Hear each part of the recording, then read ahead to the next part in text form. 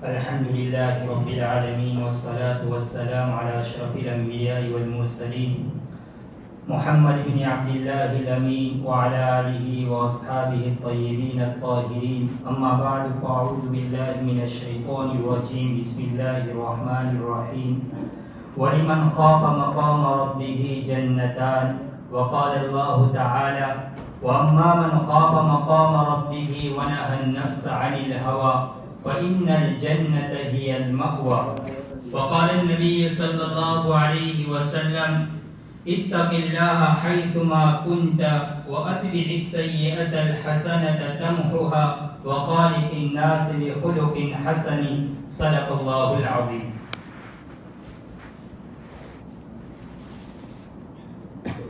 محترم دوستوں اور بزرگوں، میں نے آپ حضرات کے سامنے قرآن مقدس کی دو آیت کریمہ کی تلاوت کی اور ترمذی شریف کی ایک روایت جناب رسول اللہ صلی اللہ علیہ وسلم کی نقل فرمائی۔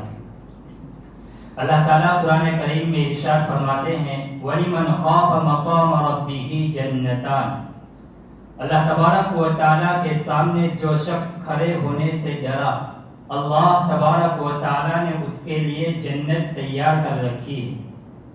اس آیت کریمہ کے اندر میں اللہ تبارک و تعالیٰ نے ارشاد فرمایا کہ جس انسان کے دل میں اللہ کا خوف ہوگا، جس انسان کے دل میں خوف خدا اور خشیت الہی ہوگی، فرماتے ہیں اللہ تعالیٰ کہ اس کے لیے جنت کو تیار کیا ہے۔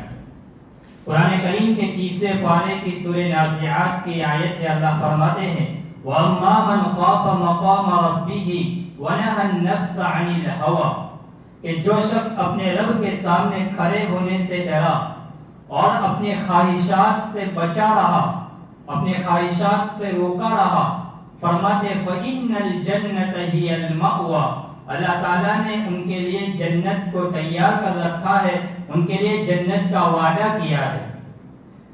حدیث شریف میں جناب رسول اللہ صلی اللہ علیہ وسلم فرماتے ہیں کہ اتق اللہ حیثما کنت، تو اللہ سے ڈر جہاں کہیں تو ہو، وَأَتْبِعِ السَّيِّئَةَ الْحَسَنَةَ تَمْحُهَا، اور اگر تجھ سے کوئی برائی ہو جائے، کوئی گناہ ہو جائے تو فرمایا اس کے فوراً بعد تو کوئی نیکی کر لے۔ وَأَتْبِعِ السَّيِّئَةَ الْحَسَنَةَ تَمْحُهَا، وہ نیکی اس برائی کو مٹا دے گی۔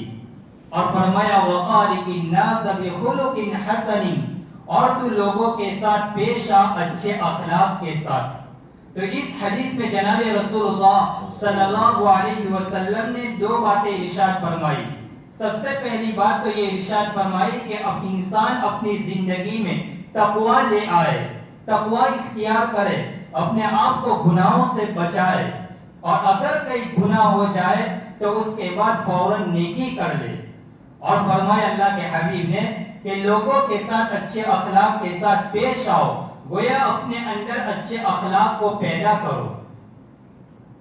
نبی اکرم صلی اللہ علیہ وسلم کی روایت ہے کہ اللہ تبارک و تعالیٰ کو دو آنسو اور دو نشانات بڑے پسند اور بڑے محبوب ہے۔ لیس شیء احب فی سبیل اللہ قطرتین و اثرین، اللہ کو دو قطرے اور دو نشانات بڑے محبوب ہے، بڑے پسندیدہ ہے۔ ایک فرمایا قطرۃ دموع فی خشیۃ اللہ، ایک وہ قطرہ جو انسان کے آنکھ سے نکلے اللہ کے خوف کی وجہ سے، اللہ کے ڈر کی وجہ سے، اس کے آنکھ سے جو قطرہ نکلتا ہے، فرمایا اس آنسو کے قطرے کو اللہ بڑا محبوب اور بڑا پسند فرماتا ہے۔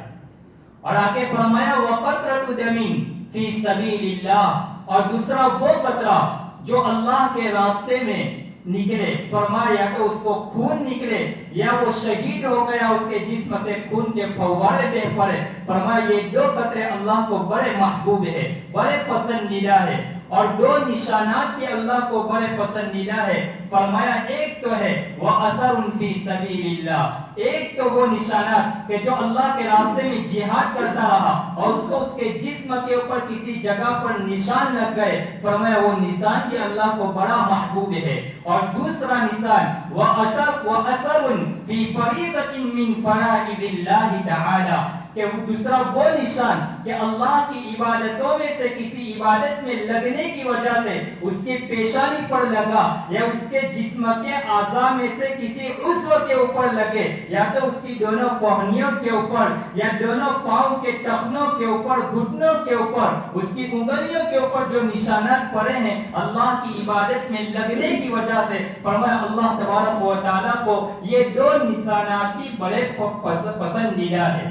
تو دو قطرے اور دو نشانات یہ اللہ کو بڑے محبوب اور بڑے پسندیدہ ہے. میرے بھائیوں، مومن کے دل کے اندر میں دو مختلف کیفیتیں ہوتی ہیں. مومن کے دل میں دو مختلف کیفیتیں ہوتی ہیں. ایک کیفیت تو یہ ہوتی ہے کہ مومن کے دل کے اوپر اس کے اوپر کبھی امید غالب رہتی ہے اور کبھی اس کے اوپر خوف غالب رہتا ہے. امید تو یہ ہے کہ اس کو یہ اللہ سے یہ توقع لگی ہوئی ہے، یہ امید لگی ہوئی ہے کہ اللہ بڑا غفور الرحیم ہے، وہ میرے گناہوں کو معاف کر دے گا اور میرا انجام بہتر ہوگا، یہ امید ہے. اور فرمایا خوف، کہ اس کے دل میں یہ خوف ہے کہ اللہ تبارک و تعالیٰ کی جلالت شان کی وجہ سے اس کی عظمت اس کے دل میں ایسی بیٹھ جائے کہ اس کا دل اور انسان گناہوں سے دور ہو جائے. فرمایا یہ دو مختلف کیفیتیں ہیں جو انسان کے دل میں ہوتی ہے. فرمایا اسی وجہ سے فرمایا الایمان بین الخوف والرجاء، کہ ایمان یہ خوف اور امید کے درمیان ہوتا ہے. انسان کے دل میں کبھی خوف ہوتا ہے، کبھی امید ہوتی ہے. امید کب ہونی چاہیے اور خوف کب ہونا چاہیے، ہمارے مشائخ اور ہمارے اکابرین نے اس کے بارے میں بڑی تفصیل سے لکھا ہے. امام غزالی علیہ الرحمہ نے فرمایا کہ انسان کو چاہیے کہ اپنی جوانی کے اندر، شباب کے دور پر جب ہو انسان، تو اس کے دل میں ہمیشہ اللہ کا خوف غالب رہنا چاہیے، تاکہ اس کے خواہشات، اس کا نفس کا جو زور ہے وہ ٹوٹ جائے. اور فرمایا جب انسان بوڑھا ہو جائے تو اس وقت ہمیشہ اس کو امید غالب رہنی چاہیے تاکہ وہ اللہ کی رحمت سے مایوس نہ ہو. تو جوانی میں انسان کے اوپر ہمیشہ اللہ کا خوف غالب رہنا چاہیے، اور بڑھاپے میں انسان کے اوپر ہمیشہ اللہ کی امید غالب رہنی چاہیے کہ میرا رب مجھے معاف کر دے گا، میرا اللہ میری سفید بال کی لاج رکھ لے گا، میری عبادت کو اللہ قبول کر لے گا. ہمیشہ اللہ سے یہ آس اور یہ امید باندھنی چاہیے اور لگانی چاہیے. اور فرماتے ہیں جب انسان صحت مند ہو تو اس کو اللہ کا خوف غالب رہنا چاہیے، اور جب وہ بیمار ہو تو اس وقت اس کو اللہ سے امید باندھنی چاہیے. اور جب انسان خوشی کی حالت میں ہو تو اس وقت اللہ کا خوف غالب رہنا چاہیے، اور جب اس کے اوپر غم ہو تو اس غمی کی حالت میں انسان کے دل میں اللہ سے امید باندھی رہنی چاہیے. بہرحال میرے بھائیوں، اللہ سے یہ دعا کرنی چاہیے کہ باری تعالیٰ ہمیں اس کا خوف اور اس کی خشیت نصیب فرمائے. جس انسان کے دل میں اللہ کا خوف ہوتا ہے، اللہ کی خشیت ہوتی ہے، وہ انسان ہر اچھا کام کر لیتا ہے، اس کا نفس اس کو نیکی کے اوپر ابھارتا ہے. اور جس انسان کے دل میں اللہ کا خوف نہیں ہوتا ہے، اللہ کی خشیت نہیں ہوتی ہے، اس انسان کو گناہ کرنے کے اوپر کوئی روک نہیں سکتا. دنیا کی کوئی پولیس بھی اس کو نہیں روک سکتی جس کے دل میں اللہ کا خوف نہیں ہوتا ہے. اس لیے انسان کے دل میں ہر وقت اللہ کا خوف رہنا چاہیے. کبھی یہ خوف انسان کو، اللہ کرے یہ خوف کبھی انسان کو آخرت کی طرف بھی لے جائے گا.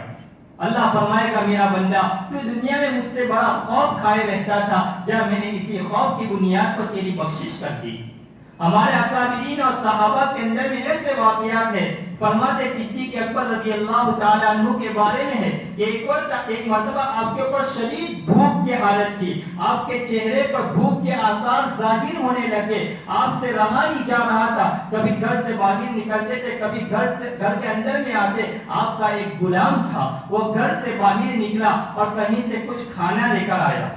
صدیق اکبر رضی اللہ تعالیٰ عنہ کے سامنے وہ کھانا رکھا تو چونکہ پہلے سے آپ کے اوپر خوف شدید تھا تو آپ نے ایک لقمہ اٹھا کر منہ کے اندر میں رکھ دیا. اس کے بعد اپنے غلام سے پوچھا کہ یہ کھانا کہاں سے لے کر آیا؟ تو غلام نے کہا کہ زمانہ جاہلیت میں نے کسی کے اوپر منتر کیا تھا اور اس کی بیماری کو اچھی کے لیے جھاڑ پھونک کیا تھا، تو اس کے بدلے میں انہوں نے مجھے یہ کھانا دیا. صدیق اکبر رضی اللہ تعالیٰ عنہ نے اپنے منہ کے اندر میں انگلیاں ڈال کر اس لقمے کو نکالنے کی کوشش کرتے ہیں، اس لیے کہ ایک دن گزر گیا، 2 دن گزر گیا، پیٹ کے اندر میں کوئی لقمہ تک نہیں گیا تھا اور ایک ہی لقمہ گیا تھا، اس لیے وہ نکل نہیں رہا تھا. تو آپ پانی پیتے جاتے تھے اور منہ کے اندر میں انگلیاں ڈالتے جاتے تھے تاکہ وہ لقمہ نکل جائے. تو کسی نے پوچھا کہ آپ اس طرح کیوں کر رہے ہیں؟ فرمایا اللہ کے حبیب علیہ السلام نے فرمایا کہ جس کا پیٹ اور جس کا بدن دنیا کے اندر میں کسی غلط اور حرام غذا سے اس کی جسم کی پرورش ہوئی ہو، اللہ تبارک و تعالیٰ اس کے جسم کو جہنم میں ڈالیں گے. میں نہیں چاہتا کہ میرا جسم کا کوئی عضو جہنم میں جائے.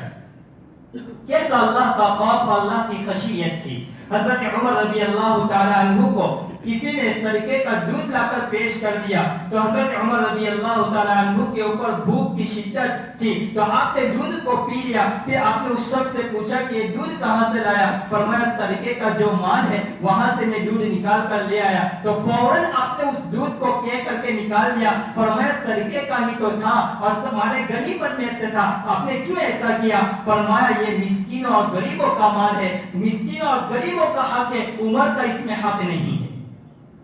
میرے بھائیو، اللہ تبارک و تعالی ہمیں بھی ایسا خوف اور ایسے آخرت کا استحضار اور خشیت الہی نصیب فرمائے. حضرت عثمان رضی اللہ تعالی عنہ جہنم اور جنت کے ڈر سے اتنے نہیں ڈرتے تھے جتنے آپ قبر کے خوف سے ڈرتے تھے. قبرستان سے آپ کا گزر ہوتا تھا تو آپ کے آنکھیں تر ہو جاتی تھی آنسوؤں سے، آپ کی داڑھی تر ہو جاتی تھی، بھیگ جاتی تھی. تو کسی نے پوچھا آپ جنت اور جہنم کے تذکرے سے اتنے نہیں ڈرتے جتنے آپ قبر کی تنہائی سے اور قبر کے تذکرے سے آپ ڈرتے ہیں. حضرت عثمان رضی اللہ تعالیٰ عنہ نے فرمایا کہ آقا صلی اللہ علیہ وسلم نے ارشاد فرمایا کہ قبر یہ جنت اور جہنم کے یہ پہلی منزل ہے، جو اس منزل میں کامیاب ہو گیا وہ بعد کی منزل میں بھی کامیاب ہو گیا، جو اس میں پھنس گیا وہ بعد کی ساری منزلوں میں پھنستا چلا جائے گا. فرمایا قبر بڑی وحشتناک ہے، تنہائیوں کا گھر ہے، وہاں کوئی دیکھنے آنے والا نہیں ہے، وہاں تو انسان کے اعمال ہی کام آئیں گے. اس لیے جناب رسول اللہ صلی اللہ علیہ وسلم کی حدیث ہے اذا مات الانسان انقطع عنه عمله الا بثلاث. جب انسان کا انتقال ہو جاتا ہے اس کے سارے اعمال منقطع ہو جاتے ہیں، سب ختم ہو جاتے ہیں الا بثلاث، مگر 3 اعمال ایسے ہیں جو اس کی موت اور اس کے مرنے کے بعد بھی اس کے ساتھ وہ ساتھ میں آتے ہیں. فرمایا ولد صالح، نیک صالح لڑکا ہے. فرمایا وہ نیک صالح اولاد اس کے لیے سارے ثواب کرتی رہے گی، اس کے لیے پڑھ کر بخشتی رہے گی. اور فرمایا آگے فرمایا او صدقۃ جاریہ، یا اس نے کوئی صدقہ جاریہ کیا ہو، اس نے کوئی ایسا رفائی کام کیا ہو جو اس رہتی دنیا تک لوگ اس سے فائدہ اٹھائیں گے، اس میں سب کچھ آئیں گے. آج کل ایک معاشرے میں ایک فضا قائم ہو گئی کہ کسی کا انتقال ہو گیا چند قرآن لا کر سارے ثواب کے لیے مسجد میں رکھ دیے. اب پہلے ہی سے مسجد کے اندر میں قرآن موجود تھے تو مؤذن صاحب بھی سوچیں گے کہ الماری بھی فل ہو چکی ہے تو اس کو اٹھا کر پیچھے جا کر لا کر رکھ دیں گے. اسی طرح چند پیٹی لا کر رکھ دیتے ہیں. حالانکہ بہت سارے سماج میں ایسے کام ہیں جو کرنے کے ہیں، ضرورت کے ہیں، اس کی طرف انسان کی توجہ ہونی چاہیے، دھیان ہونا چاہیے. کوئی بیوہ ہے، کوئی یتیم ہے، اس کی ذمہ داری، اس کی کفالت اپنے ذمہ لے لے. کہیں پانی کی تنگی ہے، کہیں مسجد نہیں ہے، لوگ چھپڑ میں کچے گھروں میں نماز پڑھ رہے ہیں، کہیں ایسی جگہ جہاں مدرسے تک نہیں، تو ایسی چیزیں تلاش کرنی چاہیے اور ایسی چیزوں میں اپنے پیسے استعمال کرنے چاہیے. اور نمبر 3 فرمایا او علم ينتفع به، ایسا علم کہ جس سے لوگ فائدہ اٹھائے. فرمایا اگر کسی نے اپنے اولاد کو عالم بنایا یا اس نے پڑھا، خود پڑھا، دوسروں کو پڑھایا تو اس کو سارے ثواب ہوتا رہے گا. تو انسان جب مرتا ہے تو اس کے سارے اعمال ختم ہو جاتے ہیں مگر 3 اعمال ایسے ہیں جو اس کے مرنے کے بعد بھی باقی رہتے ہیں. بہرحال میرے بھائیوں، میں یہ عرض کر رہا تھا کہ ہمیں اپنے اندر میں اللہ کا خوف اور اللہ کی خشیت پیدا کرنے کی بہت ضرورت ہے. بنی اسرائیل کے اندر میں ایک شخص تھا حضرت داموس رحمت اللہ علیہ. बड़ा अल्लाह का वलिया, बड़ा नेक था, बड़ा मुत्तकी था, बड़ा परहेजगार था। फरमाया एक मर्तबा जब वो घर से बाहर निकला, आबादी की तरफ निकला, तो उसकी नजर एक पहाड़ की तरफ पड़ी और पहाड़ की तरफ देखकर उसने देखा कि पहाड़ के ऊपर बिल्कुल खुश्क है, बंजर है। क्या अच्छा होता कि ये पहाड़ सरसब्ज हो जाता, उसके ऊपर आबशारें हो जाती, उसका मंजर बड़ा खूबसूरत हो जाता। गैब से आवाज आई, मेरे बंदे आज तू मेरी पैदा की हुई चीजों में तो खामियां और कोताहियां और कमी बयान करने लगा। बस ये आवाज उसके कान में पड़नी थी कि हजरत दामूस रहमतुल्लाह अलैहि फरमाया, मैं अपने नफ्स के और अपने दिल के ऐसी इस्लाह करता हूँ कि आइंदा कभी इस तरह की बातें वो सोचने पर मजबूर हो जाए। फरमाया उसने अपने दिल को सजा दी। फरमाया जब तक जिस तरह मेरे कान में इस तरह की आवाज आई, इसी तरह जब तक मेरे दिल में दोबारा ऐसी बात न आ जाए, ए दामूस हमने तुझे माफ कर दिया। फरमाया उस वक्त तक मैं अपने नफ्स को सजा दूंगा। हजरत दामूस रहमतुल्लाह अलैहि ने रोजा रखना शुरू किया। इसीलिए हजरत हकीम उल उम्मत हजरत थानी रहमतुल्लाह अलैहि फरमाते हैं कि जब इंसान से कोई गुनाह हो जाए, कभी गीबत हो जाए, चुगली हो जाए, किसी के ऊपर बदनजरी हो जाए, तो इंसान को चाहिए कि अपने नफ्स को सजा दे। कभी 20 रकात नफले नमाज पढ़ ले खड़े होकर, कभी सदके का एहतमाम करे, तो ये इंसान के नफ्स पर बोझ पड़ेगा कि जब मैं गुनाह करूंगा तो मुझे तो सामने से घाटा होगा, खसारे में जाऊंगा, मुझे तो सदका देना पड़ेगा। जब इंसान अपने नफ्स को इस तरह का पाबंद बनाएगा तो ऐसा होगा। तो बाहर हजरत दामूस रहमतुल्लाह अलैहि ने अपने नफ्स को सजा दी। फरमाया मैं रोजा ही रखता रहूंगा, न खाऊंगा न पीऊंगा। इत्तिफाक से ऐसा हुआ कि बस्ती में किसी जगह के ऊपर उनका जाना हुआ। अब वहां कोई दावत का इंतजाम था, तो सारे बस्ती वाले हजरत दामूस रहमतुल्लाह अलैहि के पीछे पड़ गए कि आपको भी दावत में शरीक होना पड़ेगा। फरमाया मैं नहीं आऊंगा, मैं नहीं खाऊंगा। लोग पीछे पड़ गए। फरमाया मैं नहीं खाऊंगा। आखिर क्या वजह है कि आप खाने से आप इनकार कर रहे हैं? फरमाया मुझसे ये गलती सरजद हुई है, उसकी वजह से मैंने अपने नफ्स को ये सजा दी है। फरमाया अब खा लीजिए, हम आपके गुनाहों को संभाल लेंगे, हम आपके गुनाहों का बोझ उठा लेंगे। कुरान तो कहता है वअल्ला तज़िरु वाज़िरतुम विज़रा उख़रा, क़यामत के दिन कोई किसी का बोझ नहीं उठाएगा, कोई किसी का बोझ नहीं उठाएगा। फरमाया गैब से आवाज आई, ए दामूस तू इस बस्ती को छोड़कर निकल जा। हज़रत दामूस रहमतुल्लाह अलैहि ने उस बस्ती को छोड़कर निकल गए। अभी बाहर ही गए थे, अल्लाह का अज़ाब आया और उस पूरी बस्ती को जमीन में धंसा दिया, पूरी बस्ती को जमीन में धंसा दिया अल्लाह ने। तो मेरे भाइयों, हमारे दिल में अल्लाह का खौफ होना चाहिए, अल्लाह की खशियत होनी चाहिए। जब अल्लाह का खौफ होगा, अल्लाह की खशियत होगी, ऐसे बंदों के और ऐसी बंदियों के लिए अल्लाह ने वादा किया है वलिमन खाफा मकाम रब्बिही जन्नतान, जो अल्लाह के सामने खड़े होने से डरा होगा। फरमाया अल्लाह कहते हैं उनके लिए मैंने जन्नत को तैयार किया है। जिसने अपने नफ्स को ख्वाहिशात से बचाया, अल्लाह फरमाते फइन्नल जन्नत हियल मअवा, जन्नत उनका ठिकाना है। हजरत उमर रज़ियल्लाहु ताला अन्हु ने एक मर्तबा पानी मांगा था, तो फरमाया किसी ने शरबत लाकर पेश कर दिया, तो आपकी आंखों से आंसू निकलने लग गए और आप ज़ारो किताब रो रहे थे। तो किसी ने फरमाया कि क्यों रो रहे? फरमाया कुरान करीम कह रहा है इज़हबतुम तय्यिबातिकुम फी हयातिकुमुद दुनिया वस्तमतअतुम बिहा। फरमाया जब तुम दुनिया की नेमतों से महसूस होंगे और फायदा उठाओगे, तो कहीं ऐसा नहीं है कि अल्लाह मुझे दुनिया में ही सब कुछ दे दे और आखिरत की नेमतों से मुझे महरूम कर दे। हकीमुल इस्लाम कारी मोहम्मद तय्यब साहब रहमतुल्लाह अलैहि ने खुतबा के हकीमुल इस्लाम में ये जिक्र किया है कि हजरत उस्मान रज़ियल्लाहु ताला अन्हु के दस्तरखान पर जब रमजान मुबारक में इफ्तारी के मौके पर 2 से ज़ायद आइटमों को जब रखा जाता था, फरमाया जब इफ्तारी के लिए लोग बैठते थे, हजरत उस्मान हजरत अब्दुर्रहमान बिन औफ रज़ियल्लाहु ताला अन्हु के बारे में लिखा है कि अब्दुर्रहमान बिन औफ ज़रो किताब रोते और खाना खाए बगैर आप पानी पीकर खड़े हो जाते थे। फरमाया हो सकता है नमाज के बाद इफ्तारी करेंगे, फिर भी यही कैफियत तारी हो जाती। किसी ने पूछा अब्दुर्रहमान आप इस तरह क्यों कर रहे हो रोजाना? फरमाया अल्लाह ने मुझे कितनी दौलतों से माला माल किया है, मुझे हर वक्त ये खौफ रहता है कि अल्लाह ने इतनी दौलतें हमें हमारे ऊपर बारिश की तरह बरसा दी कि मेरे भाई लोगों ने कैसी जिंदगी गुजारकर दुनिया से रुखसत हो गए। फरमाया उनके लिए तो कफन के लिए जो कपड़े भी मुयस्सर न मिले।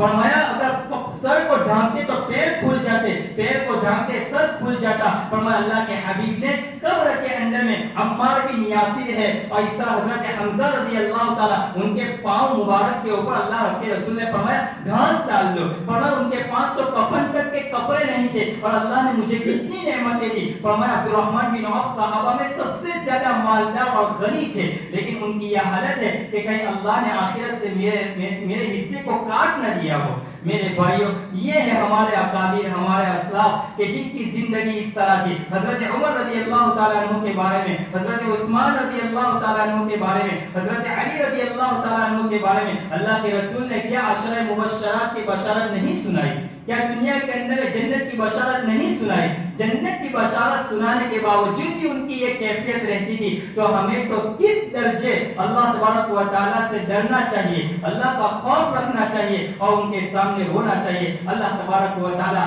ہمیں ایسا جسم اور ہمیں ایسی آنکھیں بنائے دے، ہماری آنکھوں کو ایسی آنکھیں بنائے دے کہ ہم ان کی تنہائیوں ان کے سامنے آنسو بہانے والی بن جائے۔ ایسا جسم اللہ ہمیں ہمارے جسم کو بنا دے کہ جو اللہ کے سامنے اس کی عبادت میں تھکنے والے بن جائے۔ اللہ تبارک و تعالیٰ مجھے اور آپ کو ان کہیں سنی باتوں کے اوپر عمل کرنے والا بنائے۔ وآخر دعوانا الحمدللہ رب العالمین۔